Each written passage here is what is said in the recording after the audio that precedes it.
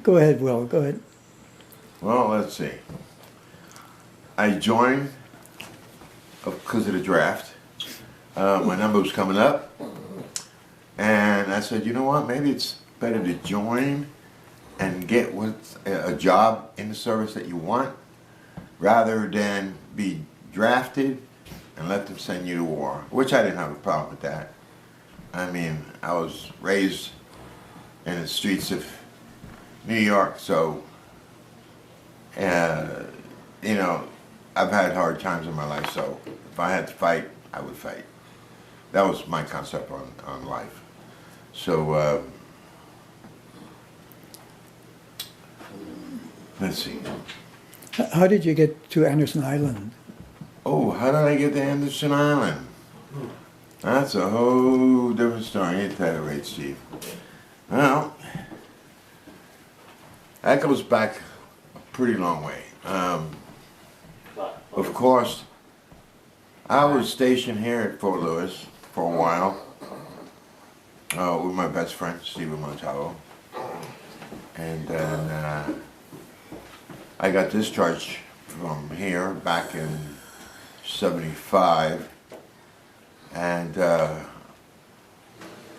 had a wife, and I had mom and dad in New York.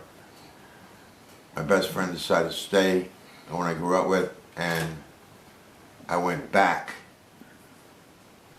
of course, because I had the wife and the mom and dad. But to find out that my wife went in a different direction before I even got there, so my marriage didn't work out. So stayed with mom and dad, raised them for a while. They passed, and then I started to travel, moving around, different jobs, different states. You know, it was okay. It was fun. It was fun. And then I finally set root in Florida and was there for about 10 years, and another relationship. And then that one didn't work out. And then I reached out to an old friend of mine that lived here on Anderson Island, which is Stephen Montalvo. And then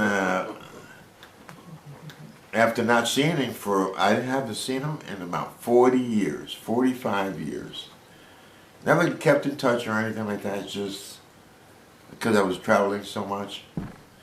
And then I kind of reached out to him, and he opened up in his arms, and I said, yeah, I'm going up there. And I came up here, and I've been up here on Anderson Island for almost 3 years, and not used to the weather yet. And then I've got a lot of,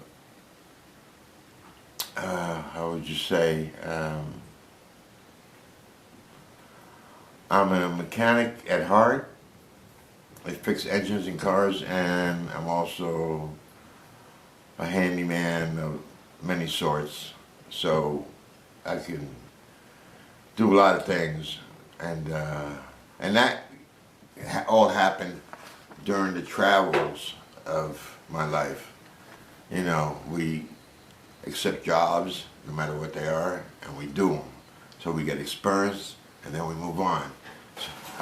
So I've known so many jobs, and I've had so many experiences in different fields, you know, from welding to just about everything. But I had a full life, I believe. What else do you want to ask? What made you join the Army rather than Navy, Air Force, or? Well, I joined the Army because, of course, like I said, my number was coming up. But you had the option to join some other branch. Yeah, I did, but I wanted to be on the ground. I wanted to fight. You know, my brother went to Nam. My dad went to Korea. You know, my father was he drove a tank. My brother Jose, he was paratrooper. You know, so I wanted to serve my country in a way that I could, you know.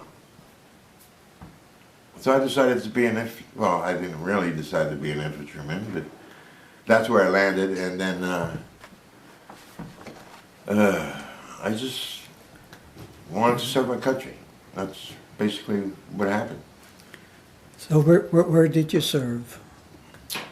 Well, let's see, I went to Fort Dix, got my basic training, and then I went to, oh my God, where's the one in South Carolina? What army base is there? What, Benning? No. That's Georgia. No, that's Georgia. That's not, no. Hmm. Fort Lewis, South Carolina. That's where I was stationed. I went to Fort Lewis. And then from Fort Lewis, I got my orders, and I thought I was going to Nam, but of course, Oh. they were Right, bringing thank people you. back. What And, year was that roughly?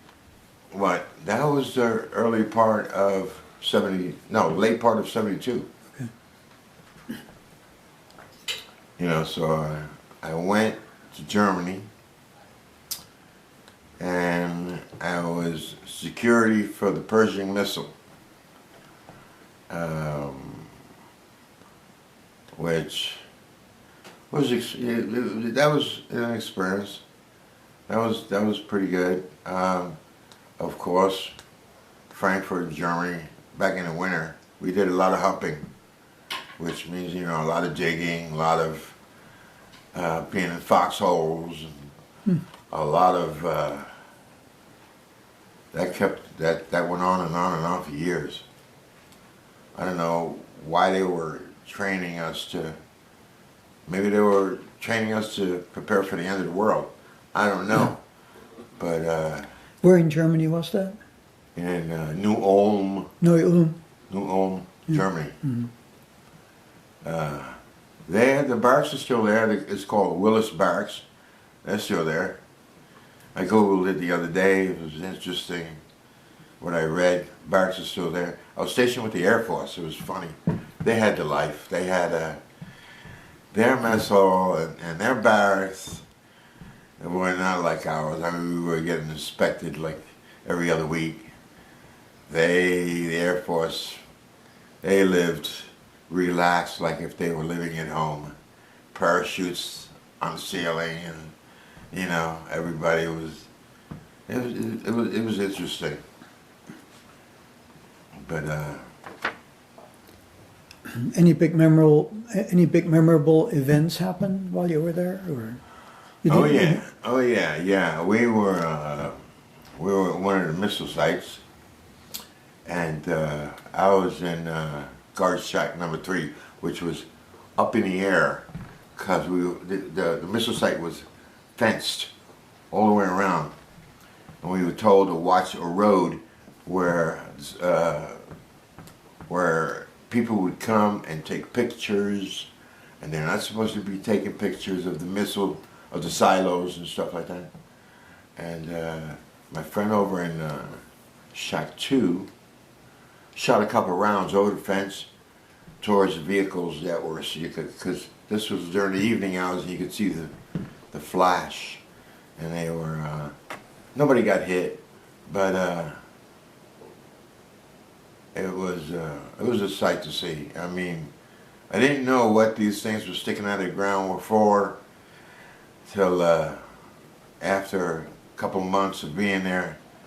I found out these missiles are pointed everywhere, and it just takes one little push of the button, these things go flying into the air and destroy mankind, no matter where they're at. So that was interesting. Were there any memorable service members? There's a lot of people that I've met there that turned out to be really good friends. All I can remember is their names, but I can't remember where they're at now these days. Like Mendoza, really good friend I met up there. Don't know where he is now. I mean, we lose touch of our Army friends, you know, once you leave.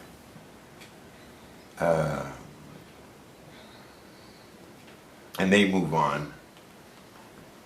So I would love to get back to some of those, but how can you find them? I was lucky I found my one friend that I lived with, but then I knew his whole family. So if I could find him, I could always ask his family where he was at. That's how I found him. You didn't get married till after service then? No, I got married before I went to Before you service. went in, okay. I went in and got married, you know, trying to secure my future with my wife, sent her back money. You know, back then oh my God, I think to pay for E1 was what, 200 bucks a month. But back then that was a lot of money. Back in the early 70s, that was a lot of money. Now I'm sure an E1's making a lot more than that. But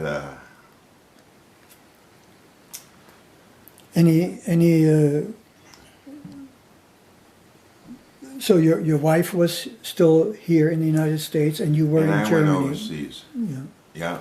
You were, how many years were you overseas?